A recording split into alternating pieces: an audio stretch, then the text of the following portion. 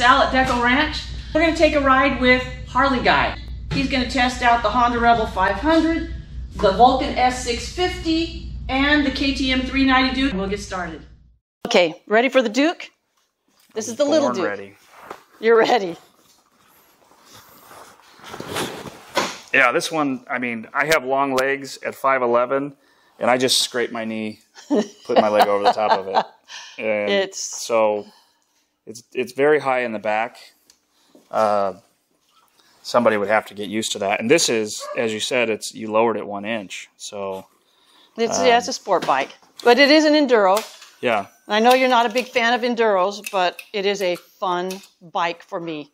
But we'll see what you think of it. Yeah, I've yet to find an enduro that I really like for the reasons I mentioned earlier, which are when you're trying to be good at all things, you end up not being great at any one thing.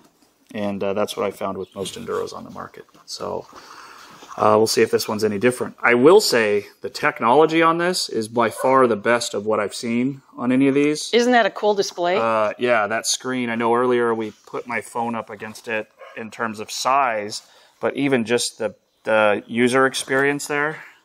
Wow, I mean that's a nice screen.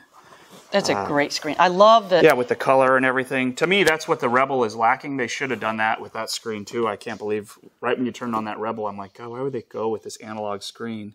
Can you imagine if they put that TFT display on there? Yeah. Wow. Yeah. So I will give... the Rebel? Yeah, I will give the Duke this... it's got the best display. Got the best tech, at least by the display, it looks like. Yeah. Yeah, that's really nice. So. Okay. So I'm going to go ahead and crank her on.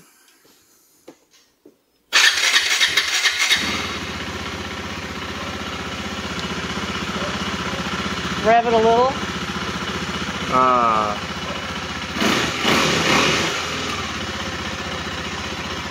Yeah, I like it. I will make a complaint in that the windshield is moving around, which is annoying to me. And especially annoying since I'm the one that put that windshield on for you. But to be fair... But I didn't write it. Okay, to be fair, we took it out, we rode it, and the wind was headed right for our helmets. 2 of us rode it, so we pulled it and just kind of pulled it and straightened it. Oh, okay, so it probably needs to be tightened again. But I'm not going to ride it very far, so it'll be fine right now. But yeah, that is annoying. But yeah, that's yeah, and probably because we just pulled it down to straighten up that windshield so that it wasn't blowing right on your helmet. You know what I will say is once you crank this thing on, it feels better. I like it better once it's on than when I'm sitting on it and it's not on. So it's got a good little purr to it, and man, that technology is really nice. And it's a pretty bike. Yeah. Yeah, so I really like the display. I'm into that kind of stuff, you know, kind of old meets new, and I like that a lot. So, you know, as a whole, I'd actually say all the pieces on it are smaller than the Grom, and so it doesn't have that same sort of like bulkiness to it, if you will, like in terms of the implements, right? So you look at the buttons on this, it's a little tiny button for each thing, versus the Grom has thick, solid buttons. So the Grom actually feels more solid and sturdy in terms of the buttons and whatnot, but obviously this is a lot bigger bike than the Grom. So yeah. Yep.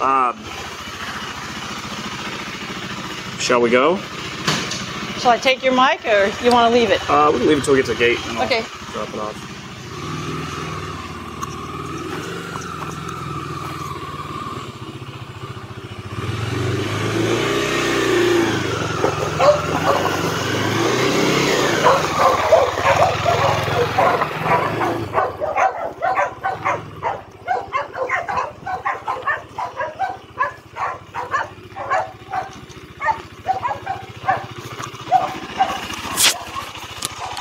Man, I really like this display.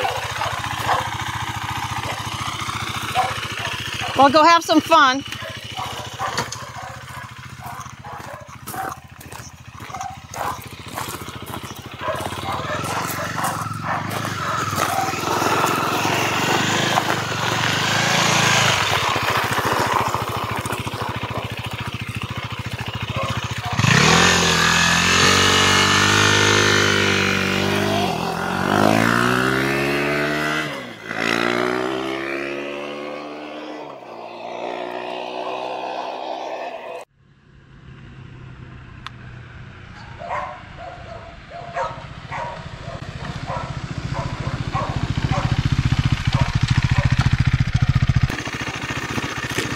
What do you think? I like it a lot more than I thought I would. It's a fun bike, isn't it? This is probably a great starter bike. I could see some of the kids on this. See, you got a smile on your face there. Yeah, I can see a lot of teenagers on this. I would say, so just sort of the mechanics and the feel of the bike itself were really nice. I mean, it hugged the turn up there great. That's why I knew you had to do turns on this bike. Yeah, I found myself wanting to just kind of use the road, just because it really does hug the road nicely. It's easy to, you just give it a little lean and it responds well. It's very nimble, very sturdy and comfortable.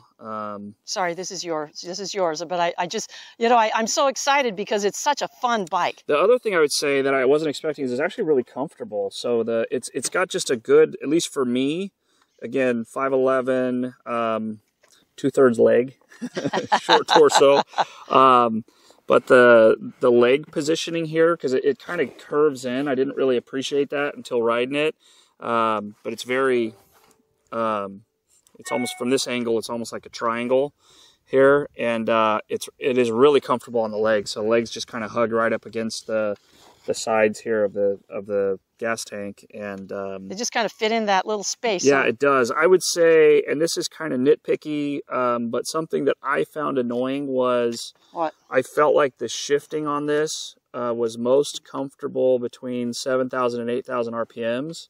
But your RPM gauge on these, and I don't know if this is adjustable because it's digital or not, but it starts to flash at 6,500.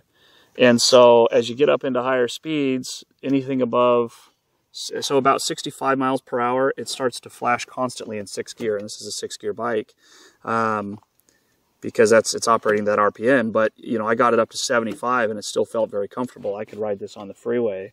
But my RPM gauge is flashing because it's, you know, now it's at 75 miles per hour and 7,500 RPMs, and it's flashing the whole time. But when you think that this was actually purchased for Sam and a teenager, then that maybe will help him keep his speed down a bit. Maybe, yeah. But, you know, if this was somebody's bike that was maybe a little more mature with motorcycles, it'd be nice if, and I don't know if this is possible, but to adjust the digital display to not do that, maybe move it from 6,500 to 7,500 RPMs, just because you get like this red flashing of the RPM gauge as it's up. I can't show you right now. I've seen it, yeah. Yeah, and it just starts as the RPMs get up there, and it's telling you shift gears, but there is no new. There's no next gear. Yeah, it's a really comfortable bike. I mean, I could take this on the freeway and feel really comfortable and fine. No vibrations, nothing? No, and it holds up well at 70, 75 miles per hour. Said I got it up to 75 in 6th gear.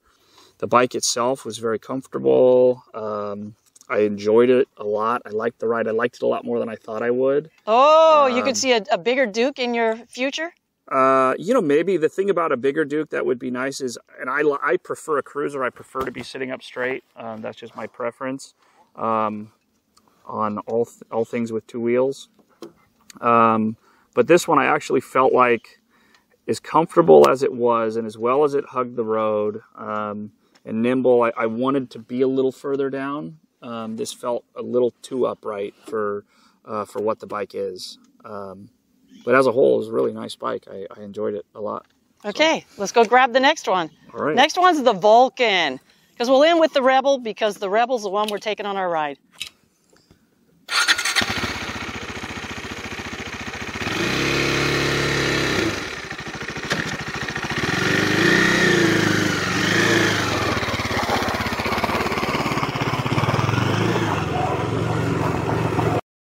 Thank you for watching our Harley Guy Mike series. Next up, in episode 5, Mike will do a test ride and review on the Kawasaki Vulcan S 650.